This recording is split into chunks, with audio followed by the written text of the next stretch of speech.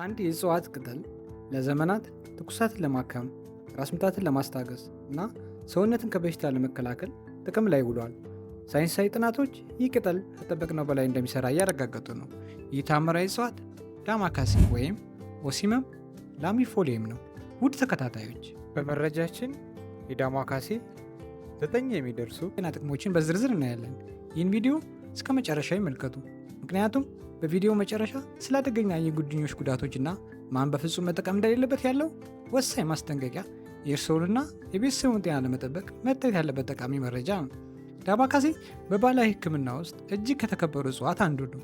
ለትውልዶች ትኩሳትን፣ ራስ ምታትን፣ በተለምዶ ምች እየተባለ የሚታወቀውን የምግብ መፈጨት ችግርንና የመተንፈሻ አካላት በሽታዎችን ለማከም ጥቅም ላይ ውሏል። የዳማካሴ የፈውስ ኃይሉ ያለው በውስጡ ባሉት ልዩ ውህዶች ነው። በእያንዳንዱ ቅጠል ውስጥ በአንድነት የሚሰሩ ባዮአክቲቭ ውህዶች አሉ። ከዋና ውህዶች ውስጥ ፌኖሊክ አሲዶች፣ ፍላቮኖይዶች፣ ተርፒኖይድስ፣ ሳፖኒን እና ታኒን ናቸው። እነዚህ ሞለኪውሎች የዳማካሴን የፈውስ ኃይልን በመስጠት የደም ስኳርን ከመቆጣጠር አንስቶ ሴሎችን ከጉዳት እስከመጠበቅ ድረስ ወሳኝ ሚና አላቸው። ከእነዚህ ውህዶች በተጨማሪ ዳማካሴ እጅግ አስፈላጊ የሆኑ ማዕድናትና ቫይታሚኖች የያዘ ነው። እነዚህም ቫይታሚን ሲ፣ ቫይታሚን ኤ፣ ካልሲየም፣ ብረት፣ ማግኒዚየም፣ ፖታሲየም እና ማንጋኒዝ እና ዚንክ ናቸው። የዳማካሴ ዋና ዋና የጤና ጥቅሞች: 1. ትኩሳትን፣ ህመምንና ብግነትን ይከላከላል።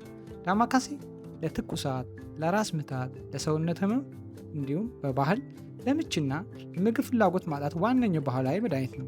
የእንስሳት ጥናቶች እንደሚያሳዩት በቅጠሉ ውስጥ ያሉት ፍላቮኖይድ እና ተርፒኖይድ ውህዶች የቁልፍ የብግነት መንገዶችን ያግዳሉ። ይህም ልክ እንደተለመዱ የህመም ማስታገሻዎች ይሰራሉ። ይህ ሞለኪላዊ ሂደት ትኩሳትን በፍጥነት ለመቀነስና ህመምን ለማስታገስ ይረዳል። 2. በሽታን ለመከላከልና ቁስልን ለማከም ያገለግላል። በባህላዊ መንገድ የዳማካሴ ቅጠል ለቁስል፣ ቃጠሎና የቆዳ ኢንፌክሽን ለማጽዳትና ፈውስን ለማፋጠን ይጠቅማል። በቤተ ሙከራ የተደረጉ ጥናቶች እንደሚያረጋግጡት በቅጠሉ ውስጥ ያሉት አስፈላጊ ዘይቶች እንደ ኢዩጂኖል ባሉ ውህዶች የበለጸጉ በመሆናቸው ኃይለኛ ጸረ ተውሳን ባህሪ አላቸው።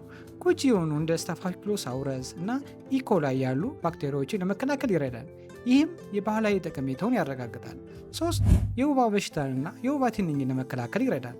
በባህል ዳማካሴ ወባን ተከትሎ የሚመጣውን ትኩሳትና ብርድ የማለት ስሜት ለመቆጣጠር ጥቅም ላይ ይውላል። የላቦራቶሪ ጥናቶች እንደሚያሳዩት ዳማካሴ ፕላዝሞዲየም ፋልሲፈረም የተባለውን የወባ በሽታ አምጪ ተዋሲያንን ለመከላከል ይረዳል። ከዚህም በላይ ቅጠሎችን በማጨስና ወይም ዘይቱን በመቀባት ትንኝን በተፈጥሮ ለመከላከል ይረዳል። 4. የሰውነታችን የንጥረ ነገርና የማዕድን ይዘት ለማሻሻል ይረዳል። ዳማካሴ በባህላዊ ሕክምና ብቻ ሳይሆን በዕለት ተዕለት የአመጋገብ ረገድም ከፍተኛ ጥቅም አለው። ቅጠሎች ፍሬሽ እንደሆነ መጠቀም ወይም በሻይ መልክ ሲወስዱ ለጤናማ አመጋገብ ወሳኝ የሆኑት ንጥረ ነገሮችና ማዕድናት በቀላሉ ማግኘት ይቻላል። ትንታኔዎች እንደሚያመለክቱት ዳማካሴ ቫይታሚን ሲ፣ ቫይታሚን ኤ፣ ብረት፣ ካልሲየም እና ማግኒዚየም የያዘ ነው። እነዚህ ማዕድናት የደም መፈጠርን፣ የአጥንት ጥንካሬንና የነርቭ ስርዓትን ይደግፋሉ። በተለይም የብረትና የቫይታሚን ሲ ውህደት በደም ማነስ ለተጠቁ ሰዎች ጠቃሚ ያደርገዋል። በመሆኑም ዳማካሴን እንደ ወጥ ወይም ሻይ መጠቀም በሰውነት ውስጥ ያለውን ንጥረ ነገር እጥረት ለመሙላት ቀላሉና ተፈጥሯዊ መንገድ ነው። 5. የደም ስኳር ለመቆጣጠር ይረዳል። በስኳር በሽታ በተጠቁ አይጦች ላይ በተደረገ ጥናት እንደሚያሳየው የቅጠሉ ውህድ የደም ግልኮስ መጠንን በእጅጉ ሊቀንስ፣ ካርቦሃይድሬት ጥቅም ላይ እንዲውል ሊያዘገይና ኢንሱሊን የሚያመነጩ ሴሎችን ከጉዳት ሊከላከል ይችላል።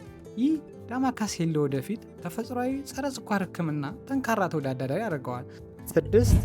እንደ አንቲኦክሲደንትነት ያገለግላል። በውስጡ ያሉት ሮዝመሪኒክ አሲድ የመሳሰሉ ፌኖሊክ ውህዶች ፍሪ ራዲካል የተባሉትን ጎጂ ሞለኪውሎችን ያስወግዳሉ።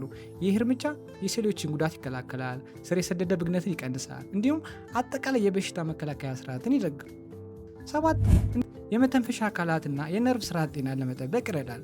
ዳማካሴ የተዘጉ የአየር መተላለፊያ መንገዶችን በማጽዳት ሳልን በመቀነስ ኢንፌክሽንን በመዋጋት የመተንፈሻ አካላትን ይረዳል። በተጨማሪም የነርቭ ስርዓትን ይደግፋል። ዲናኖል የተባለው የዘይት ውህድ የጭንቀት ምልክቶችን ይቀንሳል። ይህም የአእምሮ መረጋጋትንና የተሻለ እንቅልፍን ያበረታታል። 8. ለምግብ ማጣፈጫነትና ምግብ እንዳይበላሽ ይረዳል። ከመድኃኒትነት ጥቅም ባሻገር ዳማካሴ በኢትዮጵያ ምግብ ዝግጅት ባህል ውስጥ ትልቅ ስፍራ አለው። የዳማካሴ ቅጠሎች ለወጥ፣ ለሾርባ እና ቅመም ለማዘጋጀት የሚያገለግሉት ለጣዕማቸው ብቻ አይደለም። በውስጣቸው የሚገኘው ዘይት ምግቦችን በተፈጥሮ የምግብን ይዘት ለመጠበቅና እንዳይበላሽ ለመከላከል ይረዳል። 9 ለውበትና ለቆዳ እንክብካቤ ያገለግላል። ለቆዳ እንክብካቤና ለውበት መጠበቂያዎች በምንጠቀምበት ጊዜ ዳማካሴ የቆዳ መቆጣትን ያረጋጋል፣ የቆዳ ቀይ መሆኑን ይቀንሳል፣ እንዲሁም ብጉርን የሚያስከትሉ ባክቴሪያዎችን ይዋጋል። በውስጡ ያሉት የፌኖሊክ ውህዶች የተጎዳ የቆዳ ህብረ ሕዋስን እንደገና ለማደስ ይረዳሉ። ለዚህም ነው ይህ እጽዋት በተለምዶ ለቃጠሎ፣ ለቁስልና ከወሊድ በኋላ ለሚደረግ የቁስል እንክብካቤ የሚለው። የሳይንስ ምርምሮች እንደሚያሳዩት ደግሞ የዳማካሴ ጭማቂ ጸረ ብግነት፣ አንቲኦክሲዳንትና ህብረ ሕዋስን የመጠገን ባህሪያት አሉት። እነዚህም ለቆዳ ፈውስ ወሳኝ ናቸው። በእንስሳት ቁስል ህክምና ላይ በተደረገ ጥናት የዳማካሴ ቅጠል ጭማቂን ከተቀቡ በኋላ ቁስሉ በፍጥነት መዳኑን፣ እብጠት መቀነሱንና በተጎዳ ቆዳ ላይ የኮላጅን መፈጠር መጨመሩን አረጋግጧል።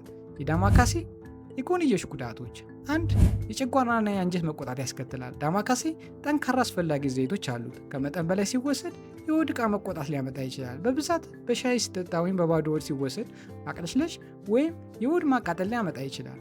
2 የጉበትና የኩላሊት ጤናን ይጎዳል። በዳማካሴ ውስጥ የሚገኙ አንዳንድ የዘይት ውህዶች በከፍተኛ መጠን ወይም በተደጋጋሚነት ሲወሰዱ በጉበትና በኩላሊት ላይ ጫና ሊፈጥሩ ይችላሉ። በእንስሳ ላይ የተደረጉ ጥናቶች እንደሚያሳዩት ደግሞ የዳማካሴ ጭማቂ በጣም ከፍ ባለ መጠን ከተወሰደ የጉበት ኢንዛይሞች መጨመርና የኩላሊት ህብረ ሕዋስ መጠነኛ መጎዳት ሊያስከትል ይችላል። 3 በእርግዝና እና በጡት ማጥባት ወቅት የጤና ቀውስ ሊያስከትል ይችላል። ዳማካሴ የማህፀን መኮማተርን ሊያበረታቱ የሚችሉ መጠነኛ ውህዶችን በውስጡ ይዟል። በዚህ ምክንያት የዳማካሴ በእርግዝና ወቅት እንዲወሰድ አይመከርም። በተለይ በመጀመሪያውና በሶስተኛው የእርግዝና ወራት አደጋ ሊያስከትል ስለሚችል ነው። ጡት በማጥባት ወቅት ሙሉ በሙሉ ደህንነቱ የተጠበቀ መሆኑን የሚያረጋግጥ በቂ ምርምር የለም። ስለሆነም ቢቻል ባይወሰድ ይመረጣል። ከተወሰደም በከፍተኛ ጥንቃቄና በትንሽ መጠን ብቻ መሆን አለበት። 4 የነርቭ ስርዓት ላይ ተጽዕኖ ያስከትላል። በዳማካሴ ውስጥ የሚገኙ አንዳንድ መዓዛ ያላቸው ውህዶች የማረጋጋት ባህሪ ቢኖራቸውም ከፍተኛ እንፋሎት ወደ ውስጥ መሳብ ወይም በዛ ያለ መጠን ሲወሰድ ግን የነርቭ ስርዓትን ሊያዳከሙ ይችላሉ። ይህ ሁኔታ መፍዘዝ፣ ከመጠን ያለፈ እንቅልፍ ማጣት፣ ራስ ምታት ወይም የአእምሮ አለመረጋጋት ሊያስከትል ይችላል። ስለሆነም አጠቃቀሙን በሚመለከት ጥንቃቄ ማድረግ ወሳኝ ነው።